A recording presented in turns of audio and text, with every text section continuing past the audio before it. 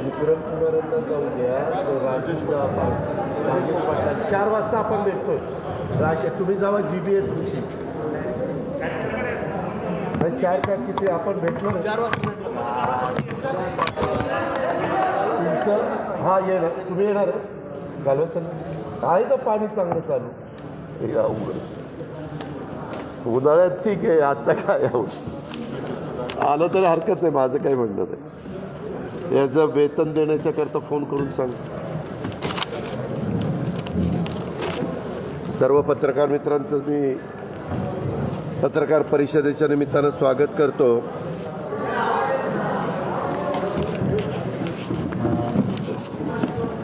दर आठवड्याला मीटिंग असते, त्या प्रथेप्रमाणे मी दिलीप वळसे पाटील, नीलमताई गोरे आणि आमचे दत्तामाव भरणे, सुप्रिया सुळे, श्रीरंगप्पा बारणे, महापौर पुणे शहर आणि पुणे जिल्हा परिषद अध्यक्ष आणि काही सन्माननीय आमदार अशी बैठक झाली. साधारण गेल्या काळामध्ये जे निर्णय घेतलेले होते त्याची अंमलबजावणी शहरामध्ये चाललेली आहे. एका गोष्टीचं थोडंसं समाधान आहे की गेल्या आठवड्याच्या पेक्षा प्रमाण ग्रामीण भागात आणि दोन्ही शहरामध्ये पॉझिटिव्हचं कमी आहे. आम्ही कुठल्याही परिस्थितीमध्ये टेस्टिंगची संख्या अजिबात कमी केली नाही, उलट टेस्टिंग वाढवण्याचाच प्रयत्न प्रशासनाने आणि आमच्या सगळ्या टीमनी केलेला आहे आणि तेच सातत्य आम्ही टिकवणार आहोत. ह्या महिन्यामध्ये साधारण गेल्या महिन्यात 16 लाख नागरिकांचं लसीकरण झालेलं होतं. ह्यावेळेस त्याच्याही पुढं जाण्याचा आमचा प्रयत्न आहे. फक्त लस त्या उपलब्ध झाली पाहिजे. पण आज सौरवराव विभागीय आयुक्त आणि सगळ्यांनी माहिती देत असताना ज्या प्रकारे लस उपलब्ध होतीये ते लक्षामध्ये घेतात तसंच सातत्य राहिलं तर तो आकडा निश्चितपणे आपण पार पडू, त्याच्यापेक्षा जास्त लसीकरण त्या बाबतीमध्ये होईल. खाजगी लसीकरण केंद्रावरच्या लसीचा साठामध्ये तुमच्याच पत्रकार मित्रांच्याकडनं, इलेक्ट्रॉनिक प्रिंट मीडियाकडनं मी ऐकलेलं होतं की त्याच्या मुदती संपत आल्यात, एक्सपायर डेट. म्हणून मी माझ्या प्रशासनाला असं सांगितलेलं होतं की आपण त्यांच्याशी संपर्क साधा आणि त्यांना म्हणावं की तुम्हाला आता खाजगी लसीकरणाच्या करता नागरिक येत नसतील तर ती लस तुम्ही आम्हाला द्या, आम्ही ती वापरतो आणि जेवढी तुम्ही आम्हाला द्याल तेवढीच तुम्हाला नंतर फ्रेश लस उपलब्ध करून आम्ही देऊ. तर काहींनी प्रतिसाद दिला, ते म्हणाले की ठीक आहे. काही जण म्हणाले की आमची लस वेळेमध्ये संपेल, एक्सपायर डेट पुढं जाणार नाही असं त्यांनी सांगितलं. तर त्याच्यामध्ये पण आमचं प्रशासनाचं लक्ष आहे. त्याच्यात एक आहे, आता डेंग्यू आणि चिकुनगुनिया अशा प्रकारचे काही आजार वाढलेले आहेत. परंतु आपल्या सगळ्यांनाच माहिती आहे की पावसाळा सुरू झाल्यानंतर अशा काही गोष्टी घडतात. पण त्याच्यावर पण ग्रामीण भागामध्ये जिल्हाधिकारी, आमचे जिल्हा आरोग्य अधिकारी आणि CEO जिल्हा परिषद हे सगळे लक्ष ठेवून आहेत. कुठं काही तसं जाणवलं तर ताबडतोब तिथं टीम पाठवणं आणि तिथं सगळं निर्जंतुकीकरण करणं अशा प्रकारचं काम आम्ही करतो आहे. त्याच्यामध्ये आज मी सकाळी काही पत्रकार मित्र मला भेटले होते. एक 7 वाजता संजीवन वन उद्यान वारजेला भूमिपूजनाचा कार्यक्रम होता. मी, दत्तामाव भरणे, विरोधी पक्षनेत्या दीपाली धुमाळ असे आम्ही काही जण तिथं होतो. अधिकारी होते, पुणे महानगरपालिका आणि आमचं वन विभाग, असा तो एकत्रपणे आपण कार्यक्रम राबवतो आहे.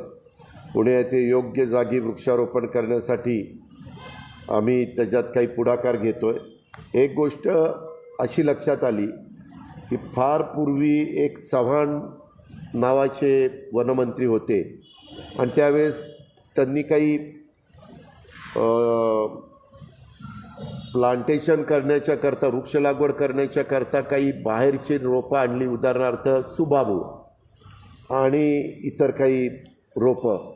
पण ती अपायकारक आहे, ती आपल्या हवामानाशी सूट होत नाही, त्याच्यावर पक्षी आणि बाकीचे ज्या काही प्राणी असतात ते त्या भागामध्ये जात नाहीत असा अनुभव आलेला असल्यामुळं आता टप्प्याटप्प्यामध्ये आपण ती झाडं कमी करतो आहे आणि आता इथून पुढं स्थानिक झाडं वृक्ष लागवड करा अशाच प्रकारचं धोरण वन विभागाने स्वीकारलेलं आहे. तशा सूचना महाराष्ट्रामध्ये सर्व सरकारी अधिकाऱ्यांना दिल्या गेलेल्या आहेत. आमच्या ज्या रोपवाटिका आहेत त्या रोपवाटिकेमध्ये देखील स्थानिकच वृक्ष ह्याचीच रोपं तयार करा किंवा आम्ही आता ड्रोनच्या वापर करून जिथं व्यक्ती वन विभागाची जाऊच शकत नाही अशा ठिकाणी ड्रोनचा वापर करून आपण ह्या बिया टाकण्याचं काम करतो आहे. तो आता बघू कसं ते सक्सेस होतं आहे, पण त्याच्यातून जे काही त्याच्यावर ट्रीटमेंट करायची असते ती ट्रीटमेंट करून ह्या सगळ्या बाबी आम्ही करतो आहे. त्याचा निश्चित उपयोग होईल असं वृक्षप्रेमींचंही म्हणणं आहे आणि आमच्या वन विभागाचं म्हणणं आहे. कोविडच्याबद्दल सांगत असताना पुणे मनपा आता बाधित रुग्णसंख्येचा दर आहे तो 2.5% आहे, मृत्यूदर 2.3 आहे. पिंपरी चिंचवडचा 3.1% आहे बाधितचा दर आठवड्याचा ॲव्हरेज. मृत्यूदर 1.4 आहे. पुणे ग्रामीणला 3.9 आहे आणि मृत्यूदर 1.2 आहे. आता पुणे जिल्ह्याचा कोविड लसीकरणाचा 70 लाखाचा टप्पा आपण पार केलेला आहे. त्याच्यामध्ये जागतिक स्तरावर सद्यस्थितीची आम्ही सहज माहिती घेतली. त्यात 5 ते 6 लाखाच्या दरम्यान दैनंदिन करोना बाधित रुग्ण आढळून येत आहेत. ही तिसऱ्या लाटेसाठी धोक्याची सूचना आहे आणि त्यामुळं ही सगळी काळजी आम्ही घेतो आहे. पुणे जिल्ह्यात मागील 4 आठवड्यामध्ये रुग्णसंख्या कमी होताना दिसते आहे. संभाव्य तिसऱ्या लाटेची पूर्वतयारीच्या अनुषंगाने शासनामार्फत कारवाई चालू आहे. त्याच्यामध्ये ऑक्सिजन प्लांट असतील पुणे शहरात, पिंपरी चिंचवड शहरात आणि पुणे ग्रामीणला प्रत्येक तालुक्यामध्ये किमान एक तरी अशा प्रकारचं काम बऱ्याच अंशी झालेलं आहे. काही आमच्या पाईपलाईनमध्ये म्हणजे चालू आहे उभारणी करण्याचं काम. तसंच सध्या देशात सगळ्यात जास्त रुग्णसंख्या केरळमध्ये आपल्याला पाहायला मिळते. आता आपल्या भागामध्ये कोविड लसीकरण केंद्र शासकीय 898 आहेत आणि खाजगी 440 आहेत. पूर्ण म्हणजे ह्याच्यात दिनांक 19/8/2021 रोजी पुणे जिल्ह्याकरता 1,93,340 इतके डोस प्राप्त झालेले आहेत.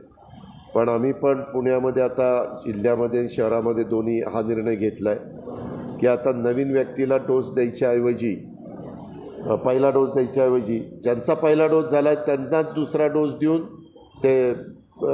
त्या लोकांचे दोन्ही डोस वॅक्सिन पूर्ण करायचं आणि मग राहिलेल्यांना पण पहिला डोस द्यायला सुरुवात करायची. बिलाच्याबद्दल पण लेखापरीक्षण चालू आहे. त्याच्यात काही दवाखान्यांनी जर जास्तीचं पेशंट लोकांचं बिल केलं तर ते तपासून कमी करण्यात येतं. साधारण आठवड्यात 11-12 लाख रुपयाचं बिल कमी करण्याच्याबद्दल आपण कारवाई केलेली आहे. आता आपल्याला काय विचारायचं असेल तर विचारा.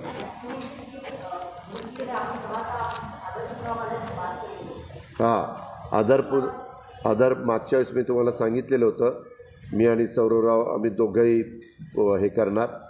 माझं बोलणं झालं नाही, परंतु आमचे विभागीय आयुक्त सौरवरावांचं बोलणं झालं.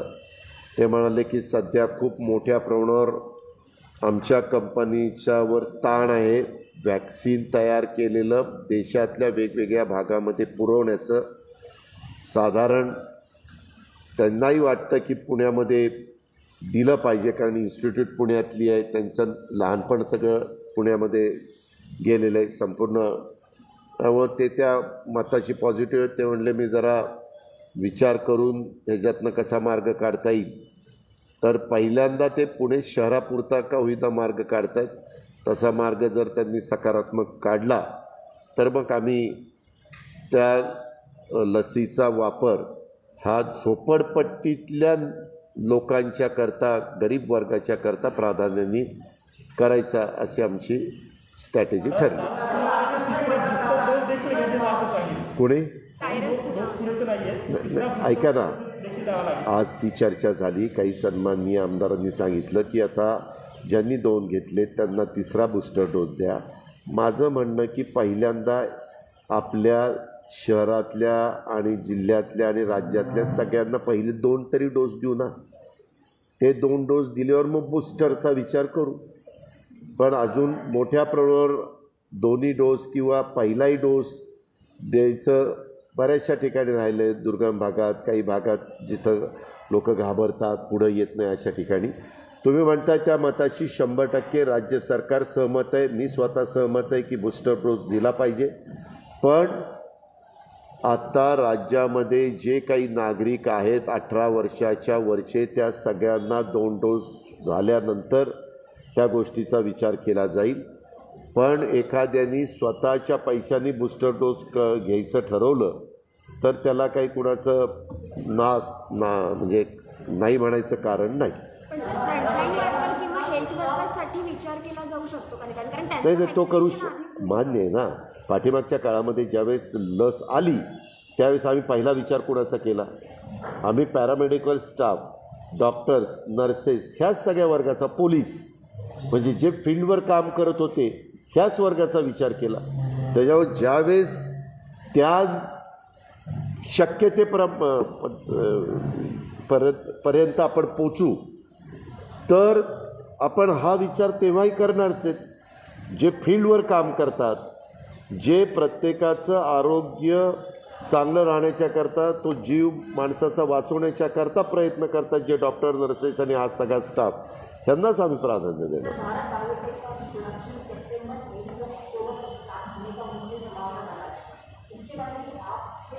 आम्ही त्यांच्याशी जसं आदर पुनावालांशी बोलतोय तसं ते आता आल्यानंतर आमची एक स्ट्रॅटेजी ठरलेली आहे की आल्यावर ते म्हणतीलच हे उद्घाटनाला वेळ द्या, आता सुरू करायचं आहे वगैरे. त्यावेळेस आम्ही त्यांना म्हणणार की इथं ती जागा ताबडतोब आम्ही उपलब्ध करून दिली, त्याच्याकरता कुठलाही वेळ लावला नाही. फॉरेस्टची जागा होती तरी आम्ही मार्ग काढला, कारण ती गरज होती, काळाची गरज होती. त्या पद्धतीने आम्ही केलं, काही उपकार केले नाही. आता त्यांनाही सांगू की बाबा हे पुण्याच्या परिसरामध्ये आहे, तुम्ही करत असताना महाराष्ट्राला प्राधान्य देण्याचा प्रयत्न करा. कदाचित मोठ्या प्रमाणावर तोपर्यंत लसीकरण झालेलं असल्यामुळं त्यांना हा विचार करता येईल. बघू काय होतं.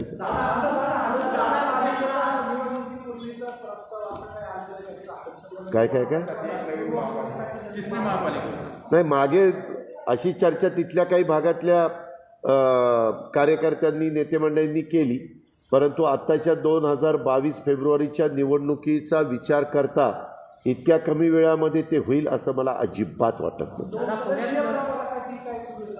तो आमच्या मंत्रिमंडळाचा अधिकार आहे, नगरविकास खात्याचा अधिकार आहे. आम्ही एकत्र बसून 1चा करायचा का 2चा करायचा का 4चा करायचा का 3चा करायचा ते ठरवू.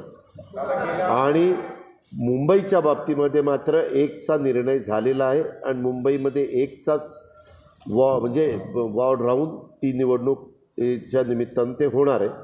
पण नेहमी मुंबईचे आपल्याला निर्णय किंवा अध्यादेश किंवा बिल हे वेगळं आणावं लागतं आणि उर्वरित महाराष्ट्राच्या करता वेगळं आणावं लागतं.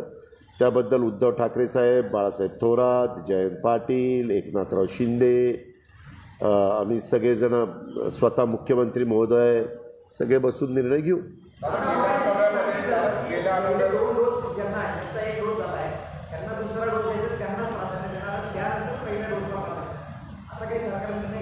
सरकारने नाही, आम्ही आमच्या पुण्यापुरता, जिल्ह्यापुरता निर्णय इथं घेतलेला आहे. हो, कारण काय झालं, काही लोकांचा पहिला डोसून 80 दिवस झाले, 70 दिवस झाले.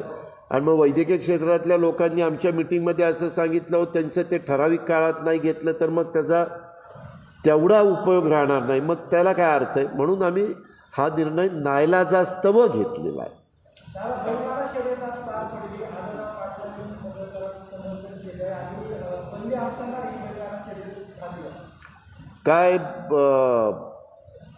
जो काही कायदा आहे, जो काही नियम आहेत त्याच्या पद्धतीनं पुढची कारवाई होईल. त्याला गेल्याच आठवड्यामध्ये राज्यपाल पुण्यात होते आणि ते बोलताना असं म्हटलंय की सरकार युतीत करत नाही व 12 आमदारांच्या नियुक्तीसाठी ते पद्धतीने कार्यक्रम होता. तेव्हा का महामहिम राज्यपाल महोदयांनी काय बोलावं हा त्यांचा अधिकार आहे.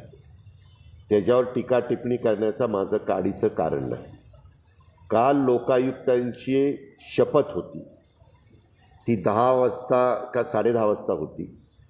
त्या शपथविधीच्या कार्यक्रमाला राज्याचे प्रमुख म्हणून उद्धव ठाकरे साहेब हजर होते, मी हजर होतो, आदित्य ठाकरे हजर होते, चीफ सेक्रेटरी, बाकीचे अनेक सहकारी हजर होते. आणि तो एक कार्यक्रम झाल्यावर चहा पाण्याच्या वेळेस थोडासा काही प्रमाणात ह्याच्याबद्दलचा उल्लेख झाला. तर ते म्हणले की तुम्ही एकदा या मुख्यमंत्री उपमुख्यमंत्री, आपण त्या संदर्भामध्ये बोलू. आम्ही मुख्यमंत्र्यांनी ठरवलेलं आहे की हे पुढच्या आठवड्यामध्ये त्यांची वेळ घेऊन जायचं आणि त्या पद्धतीने त्यांच्याशी बोलायचं. मार्गी लागेल का नाही हा सर्वस्वी अधिकार राज्यपाल महोदयांचा आहे. मी सांगितलं तर तो त्यांचा अधिकार आहे. शिफारस करायचा अधिकार कॅबिनेटचा आहे. तशी नरेंद्र दाभोळकरांच्या अफवा स्मृती दिन आहे.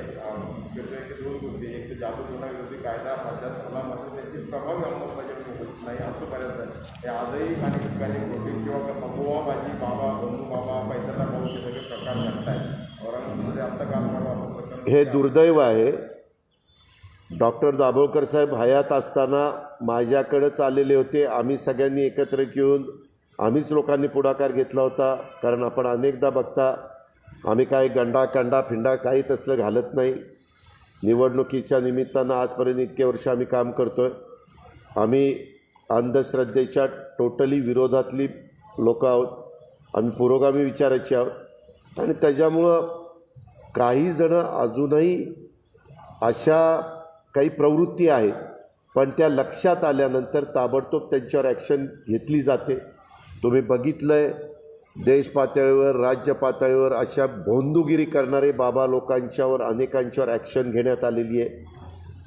परंतु जेवढं यश नागरिकांना ह्याबद्दल जागृत करण्याच्या करता आम्हाला यायला पाहिजे होतं, ह्याच्या पाठीमागच्या राज्यकर्त्यांना यायला पाहिजे होतं, तेवढं काही यश त्या ठिकाणी आलेलं नाही. पण पोलीस खात्याला सक्त सूचना आहेत. असं जर कोणी करत असेल तर ज्या पोलीस स्टेशनच्या एरियामध्ये ह्या गोष्टी चालू असतील तर तिथं तातडीनं कठोर कारवाई करायची. असा प्रकार काल मुंबईत घडला.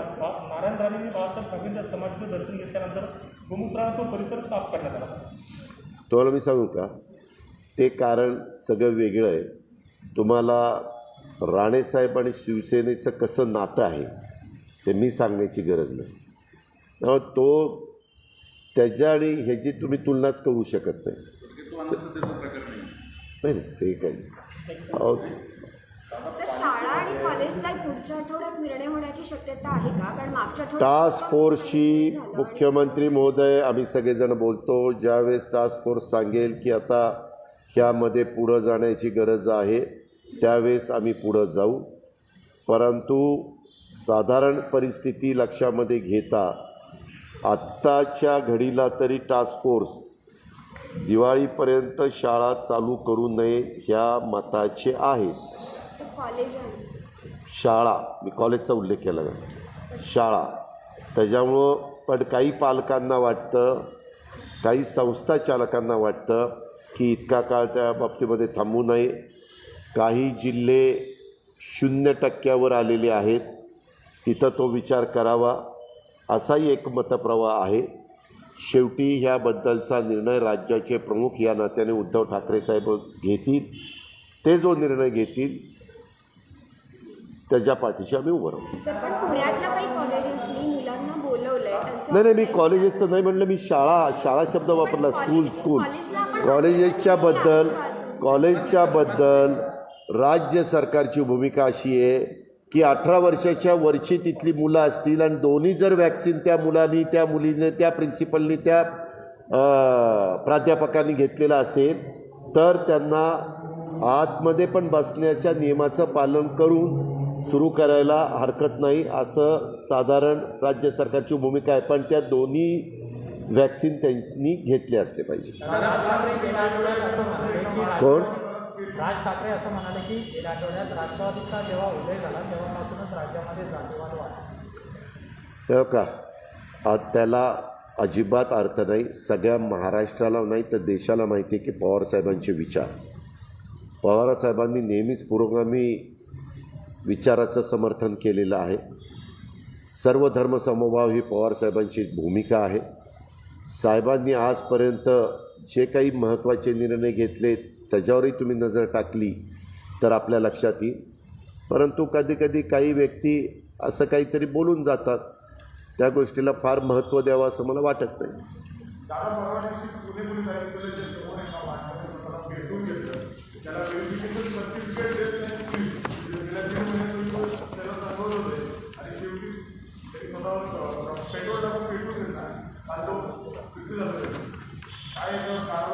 सुरेश विठ्ठल पिंगळे वय वर्ष 42 राहणार खडकीचा 1/7/2021 रोजी खाजगी कंपनीत ऑफिस बॉय पदासाठी चारित्र्य पडताळणी दाखला मिळण्यासाठी खडकी पोलीस स्टेशनला त्यांनी अर्ज केलेला होता.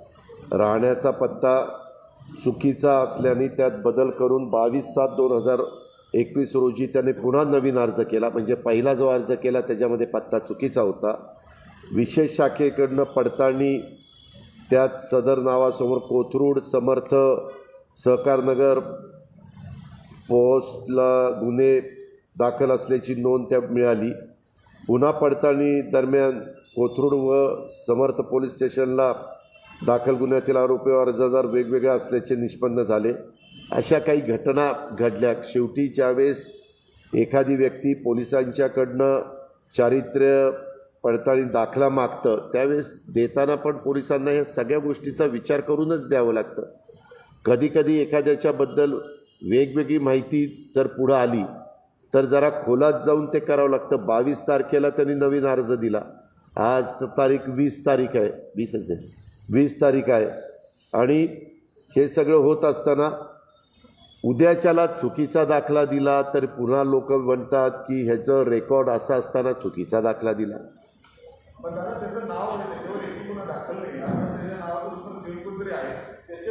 नाही त्याचा ते तपास करतायत ना. मग त्याच्या उद्याच्याला वडील आडनाव आणि नाव दोघांचंही सारखं असेल तर त्याची शहानिशा. आमच्याकडं अशा प्रकारच्या घटना घडतात, म्हणजे बऱ्याचदा घडतात. त्यावेळेस त्या काय करतात, त्या नावाबरोबर त्याच्या आजोबाचं नाव तिथं लावतात. म्हणजे मग कदाचित ते नाव वेगळं असू शकतं. आता घटनास्थळी मिळालेल्या पिशवीत पिंगळे यांनी स्वहस्ताक्षरात लिहिलेले 20/7/2021चं पत्र मिळालं. त्यात त्यांनी वैयक्तिक व कौटुंबिक वादातून पोलिसांच्या इमारतीत आत्महत्या करावी वाटते असं लिहिल्याचं आढळलेलं आहे. कौटुंबिक आणि वैयक्तिक वादातून पोलिसांच्या इमारतीत आत्महत्या करावी वाटते आणि दिनांक 13/8/2021 रोजी सायंकाळी 6:15 वाजता त्याचं निधन झालं.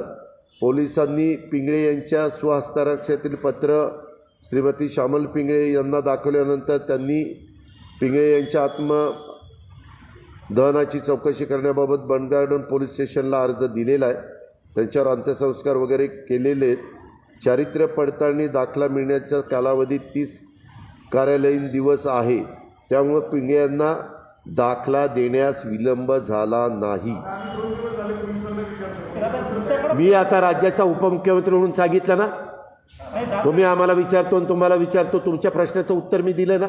आता काही तुम्ही असे काय प्रश्न विचारता, आता मग तुम्हाला कोणी उत्तर दिलं त्याला विचारावं लागेल. किंवा आता इथं गृहमंत्री मागाशी तिथं बसलेत, ते पोलिसांचे प्रमुख म्हणून आहेत, त्यांना सांगा. मी त्याची चौकशी करतो आणि पुढच्या आठवड्यात चौकशी करून सांगतो की तुला का मिळालं. मी त्याचं उत्तर दिलेलं आहे. बाकीचं मला नो कॉमेंट्स. कुठला अहवाल आला? हो बरोबर आहे ना. अहवाल आल्यानंतर त्याच्यावर कारवाई त्या ठिकाणी होणार. दादा मध्यंतरी त्यात एकाने विचारा चोरांना पाहून मध्यंतरी पोलीस पळून गेले होते दादा. काय काय काय दादा चोरांना पाहून मध्यंतरी पोलीस पळून गेले होते. त्यावेळी तुम्ही कडक शब्दात त्यांच्यावर ताशेरे ओढले होते. त्या पोलिसांचा कर्मचाऱ्यांचा तत्काळ निलंबन झालं होतं. तर आता ही घटना अशी आहे, मोठी एवढी झाली, 15-20 दिवस होऊन गेले, याचा अहवाल येत नाही आणि कोणी त्याची माहिती घेतो. आणि राज्याचे गृहमंत्री इथंच आहेत. आत्ता आम्ही दोघे एकत्रपणेच एका पुढच्या कामाला जाणार आहे. त्यावेळेस गाडीमध्ये मी त्यांच्याशी बोलतो. आजही एकाला टोईंग सकट उचलला मी कालची घटना. पुणे पोलिसांच्या घटना कशाबद्दल? ट्रॅफिक पोलिसांनी तू उतरलं नाही गाडीवरनं, तो पार्किंग मधली गाडी होती, त्याला टोईंग सकट उचललं ट्रॅफिक पोलिसांनी. म्हणजे 4 व्हीलर होती का 2 व्हीलर होती? 2 व्हीलर जर त्याला पडला असतं तर काय पाहून गेलं असतं ते. अशा पद्धतीने हे थोडं तुम्ही जी तक्रार केली ना त्याच्यामध्ये ज्यांनी उचललं त्यालाही विचारतो ना की वा असं का तू केलं. त्याची एकच बाजू घेऊन निकाल द्यायला लागलो तर तो त्याला निकालाला न्याय देता येणार नाही. तर न्याय देण्याच्या करता दुसरी बाजू समजून घेतो. नाही तर पुणे पोलिसांच्या अनेक गोष्टी पेंडिंग आहेत. पूजा चव्हाणचं प्रकरण असेल, बिर्याणी प्रकरण असेल, चौकशी होते म्हणतात, पण 15 दिवस होतात, महिने होतात, 2 महिने होतात, त्याचा अहवाल पुढे येते, आम्हाला काहीच कळत नाही नेमकं पुढे काय होते. ठीक आहे. ठीक. दादा दुसरा महत्त्वाचा ओबीसी आरक्षण संदर्भात फडणवीसांनी आरोप केला की राज्य सरकारलाच ते द्यायचं नाही, म्हणून ते आपला जो इम्पिरियल आपण आमचे सर्वोच्च नेते आदरणीय पवारसाहेबांची मोदी झालेली प्रेस बघितली. हो बघितलं. हां त्या प्रेसमध्ये पवारसाहेबांनी अतिशय स्पष्टपणे सगळ्या गोष्टी सांगितलेल्या आहेत. ज्यावेळेस बिल एक पास करण्यात आलं पहिल्यांदा केंद्र सरकारनीच जो अधिकार राज्याला होता तो केंद्राकडे घेतला. आणि ज्यावेळेस वेगवेगळ्या राज्यामधनं मागणी यायला लागली त्यावेळेस त्याच्या लक्षात आलं की आता हा अधिकार पुन्हा आपण राज्यांना देऊन टाकावा. मग काढला का आणि काढला तर परत दिला का ह्याचं उत्तर केंद्र सरकार देऊ शकतं. नंबर 1. नंबर 2, ते बिल आलं असताना सुप्रिया सुळे असतील, विरोधी पक्षातले अनेक सन्माननीय खासदार असतील, त्यांनी सांगितलेलं होतं की तुम्ही हे बिल मंजूर करा, आमचा सगळ्यांचा पाठिंबा आहे.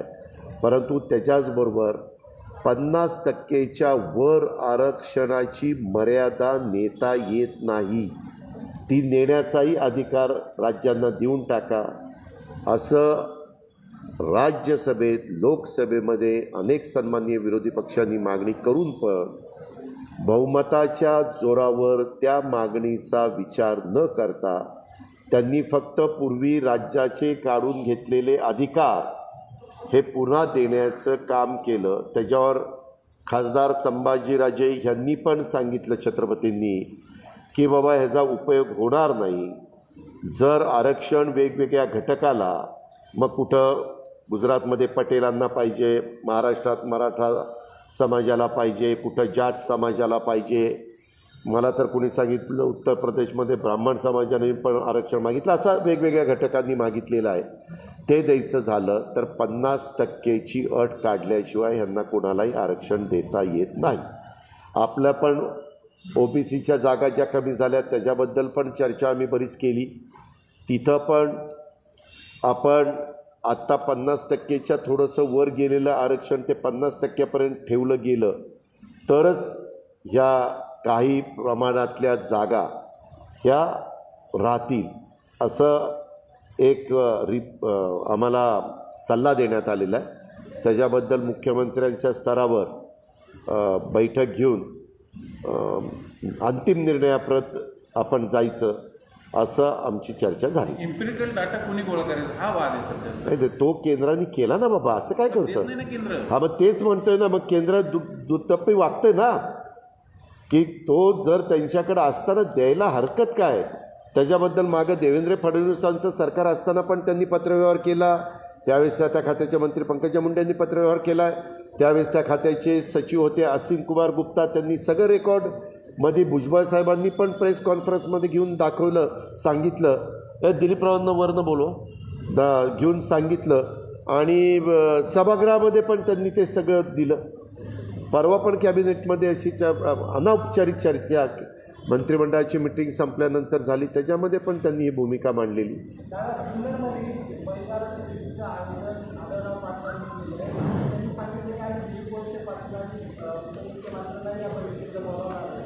कुठल्या बैठकीला? मला काही तसल्या बैठकीला कोणी बोलवलेलं नाही आहे. पण एकूण हे बैलगाडा शर्यतीवर ज्या पद्धतीने आता राजकीय स्टंटबाजी अहो ह्यामध्ये हे आज आहे का, ज्यावेळेस बैलगाडा शर्यती बंद झाल्या, ह्या बंद कुणी केल्या? सुप्रीम कोर्टाने केल्या. त्याच्यामध्ये बैलाला पाळीव प्राणी दाखवायच्या ऐवजी तो वन्य प्राणी दाखवण्यात आला आहे, म्हणून हे सगळे प्रश्न निर्माण झालेले आहेत. डॉक्टर अमोल कोल्हे शिरूर लोकसभा मतदारसंघाचं प्रतिनिधित्व करतायत. त्यांनी सभागृहामध्ये हे अनेकदा मुद्दे उपस्थित केले. हा जर राज्य सरकारच्या अखत्यारीतला प्रश्न असता तर आम्ही आमच्या स्तरावर लगेचच सोडवला असता, परंतु सुप्रीम कोर्टाने दिलेल्या निर्णयाच्या संदर्भामध्ये केंद्राने हस्तक्षेप केला पाहिजे आणि त्या वन्य प्राण्यामधनं तो पाळीव प्राणी आहे हा आमच्या शेतकऱ्यांना, बळीराजाला बैल, आता ट्रॅक्टर वगैरे यंत्रसामुग्री आली, नाहीतर पूर्वी सर्रास मोठा शेतकरी असेल तर 8 जोड्यांचं नांगर त्याचा असायचा, 12 जोड्यांचा असायचा, म्हणजे मोठे मोठे 12 बैलांचा, जोड्यांचा नाही, असं ते असायचं. नाही मी निघूया. स्टंटबाजी करतात, शर्यती भरतात. पूजन पडळकरनी काल रात्री सांगलीत शर्यत भरवली, सरकारच्या नाकावर टिकून, असं त्यांचं वाक्य आहे. हे काय चाललंय नेमकं राज्यात? याच्यामध्ये जो काही कायदा सुव्यवस्था बिघडवण्याचा प्रयत्न जर कुणी केला तर त्याच्याबद्दल रीतसर कारवाई केली जाईल. मोदींचं मंदिर, दादा मोदींचं मंदिर काल कुठे? चला दाखवा बरं मला. चला चल माझ्या गाडीत बस. मग काढलं तर मला कशाला विचारतो? मग ज्यांनी बसवलं त्याला विचार, बसवलं काढलं. चला आता तुम्ही काही प्रश्न विचारा. आम्ही जरा बरोबर चाललो, कार्यक्रमाला चाललो, बरेच प्रश्न आहेत तुमच्याकडे पेंडिंग आहेत. एकत्र चाललो, नंतर भेटू, पोलीस आयुक्तालयातले बरेच प्रश्न तुम्हाला नंतर भेटू. मी कार्यक्रमाला चाललो. दादानी तुम्हाला बोलून घेतलं आमच्या प्रश्नांसाठी, तुम्हाला बोलवलं. त्याच्यामुळे तुम्ही बोलवले, म्हणून दादानी बोलवले. गृहमंत्री साहेब म्हणून दादानी बोलवलं. नाही बोलू दे. 2 मिनिटं फार छळ नाही. 5 मिनटं भेटा, 5 मिनटं आता जास्त घेऊ नका. पुण्यातला जो बिर्याणीचा अहवाल आहे तो येणार होता, त्या घटनेला आता 15 ते 20 दिवस होऊन गेले तरी त्याच्यावर अजून काहीच अहवाल आला नाही आहे. काल एक पोलीस आयुक्तालयाच्या प्रेरणार असं एकानं जाऊन घेतले, त्याचं म्हणणं होतं की स्पेशल ब्रँच जी आहे त्यांनी त्याचं वेळेत काम केलं नाही, त्यामुळे त्याला ती पाऊल उचलायची वेळ आली आहे. त्या व्यक्तीचा मृत्यू झाला. तर म्हणजे ही तसं पाहिलं तर दुर्दैवी घटना आहे, कारण त्यांनी ज्या वेळेला चरित्र पडताळणीसाठी अर्ज केलेला होता त्यावेळेला थोडा विलंब पण त्याच्यामध्ये झाला आणि विलंब झाला आणि त्याच्याच बरोबरीनं त्यांच्या नावावर गुन्हे रजिस्टर्ड आहेत असं त्याच्यामध्ये रेकॉर्डवर आलं, परंतु त्या व्यक्तीच्या नावावर तसे गुन्हे कुठले रजिस्टर्ड नव्हते आणि त्यामुळं त्यांनी हे टोकाचं पाऊल उचललं.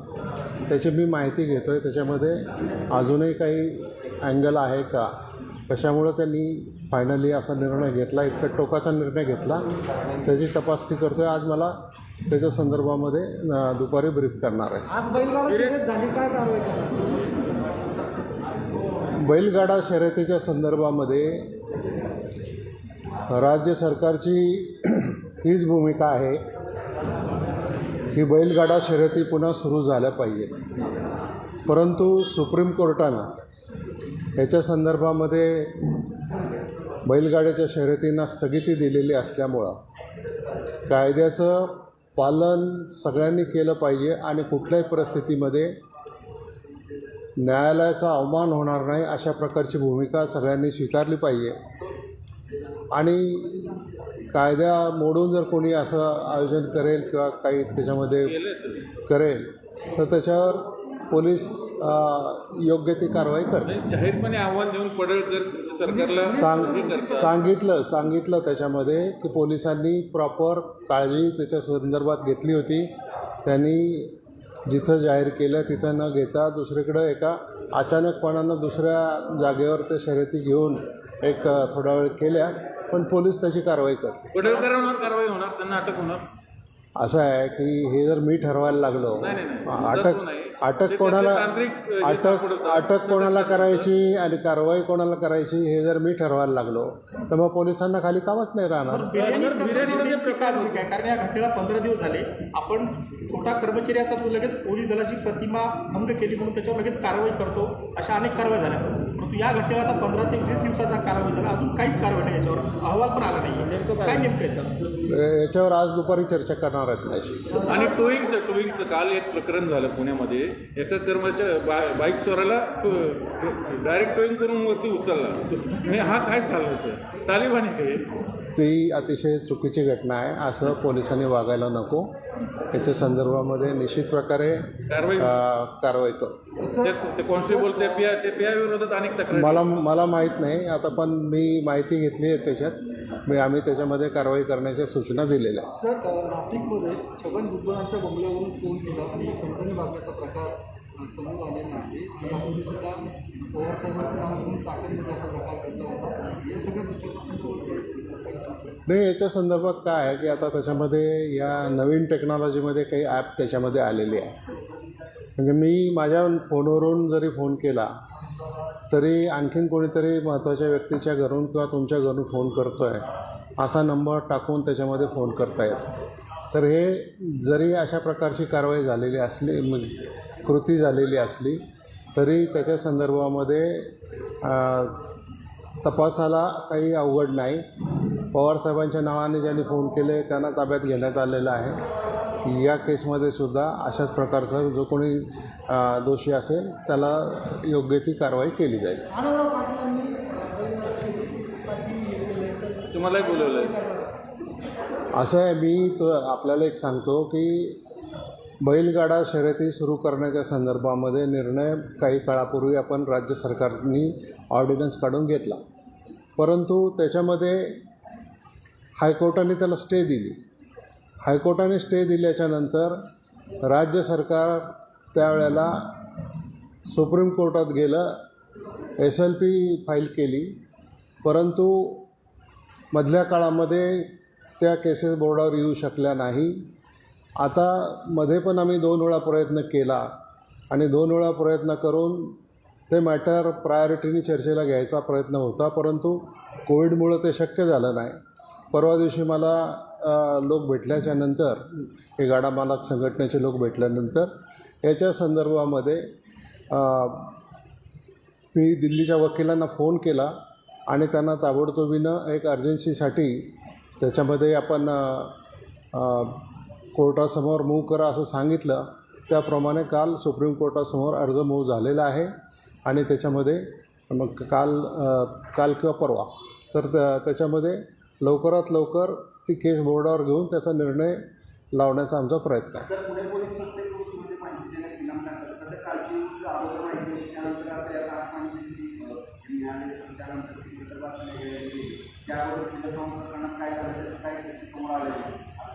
बिर्याणीचं पण समोर आलं नाही. अशा अनेक गोष्टी आहेत. आता काय नोट दादा आम्ही विचारतो, आम्हाला काही मिळत नाही. तशा सूचना पुणे पोलीस आयुक्तांना दिल्या जातील. दादा हे अजून एक बिर्याणी प्रकरणात काय आज मिळेल का? कारण त्या मॅडमनी पण गंभीर आरोप केले. असे काही गैरव्यवहार सुरू होते, त्यांना गोवण्याचं षडयंत्र होतं. आता याला 20 दिवस झाले. नेमका त्याचा अहवाल कधी येईल आणि कारवाई कधी होईल? त्याचा अहवाल आता येईल, लवकरात लवकर येईल. मला आज ब्रीफ करणार आहेत आणि त्याच्यानंतर मग पुढील जी काही कारवाई असेल ते होईल. मुंबईमध्ये एका कुठल्या तरी धन्यवाद. तर मुंबईमध्ये आंबेगावच्या कुणी जाधव नावाच्या माणसाने विष प्राशन करण्याचा प्रयत्न केला. काय ते नेमकं मंत्रालयात बैलगाड्याचं काय होणार? बैलगाड्या होतील, सुरू होतील, काळजी करू नका. हे राजकीय स्टँडबाजी सुरू आहे तुमच्या भागात, तिकडे सांगलीला. त्याला काही अर्थ नाही. शेवटी निर्णय सुप्रीम कोर्टात व्हायचा आहे. तिथं झाल्यानंतर श्रेयवादाच्या नादात हे सगळं सुरू झालंय. ते नाही मला माहिती. तुमचं वेगळं वाटतं. चला.